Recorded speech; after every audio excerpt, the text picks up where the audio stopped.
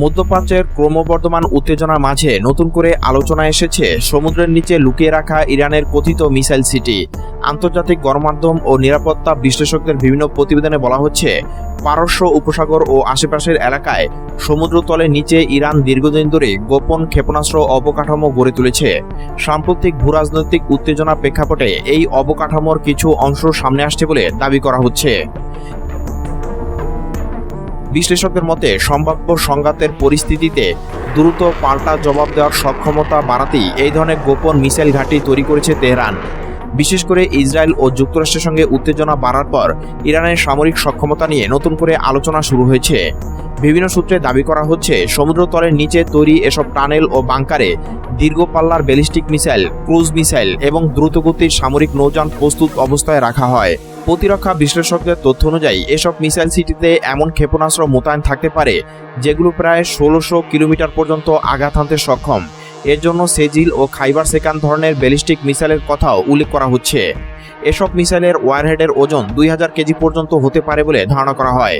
একই সঙ্গে উপকূলীয় এলাকায় দ্রুত হামলা চালানোর জন্য সশস্ত্র স্পিডবোট প্রস্তুত রাখা হয় বলে বিভিন্ন প্রতিবেদনে উঠে এসেছে।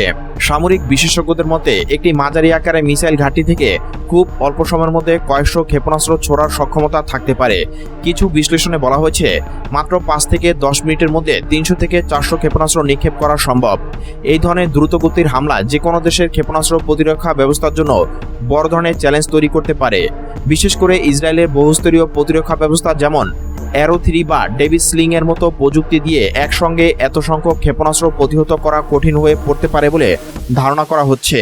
তবে এসব দাবি কতটা বাস্তবসম্মত তা নিয়ে প্রতিরক্ষা বিশ্লেষকদের মধ্যেও মতভেদ রয়েছে।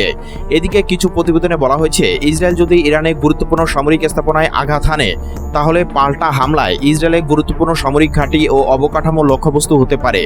যদিও সম্ভাব্য লক্ষ্যবস্তু নিয়ে আনুষ্ঠানিকভাবে কোনো পক্ষই স্পষ্ট মন্তব্য করেনি। ইরানের সামরিক কৌশলের আরেকটি গুরুত্বপূর্ণ দিক হল গোপন অবকাঠামো নির্মাণ। অনেক ক্ষেত্রে সমুদ্রতল থেকে ৩০ থেকে ৪০ মিটার নিচে টানেল তৈরি করে সেখানে অস্ত্রভান্ডার রাখা হয়েছে বলে বিভিন্ন বিশ্লেষণে উল্লেখ করা হয়েছে।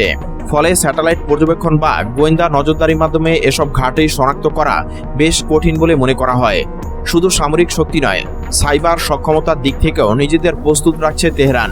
নিরাপত্তা বিশেষজ্ঞদের মতে, সম্ভাব্য সংঘাতে ক্ষেপণাস্ত্র হামলার পাশাপাশি প্রতিপক্ষের কমান্ড ও কন্ট্রোল অবকাঠামোকে সাইবার আক্রমণের মাধ্যমে দুর্বল করার কৌশল গ্রহণ করা হতে পারে।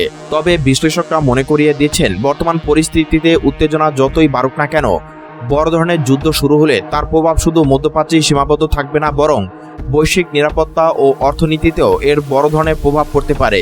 এ কারণে আন্তর্জাতিক মহলের অনেকেই এখন প্রশ্ন তুলছেন, সম্ভাব্য সংঘাত শুরু হলে তা কে শুরু করবে?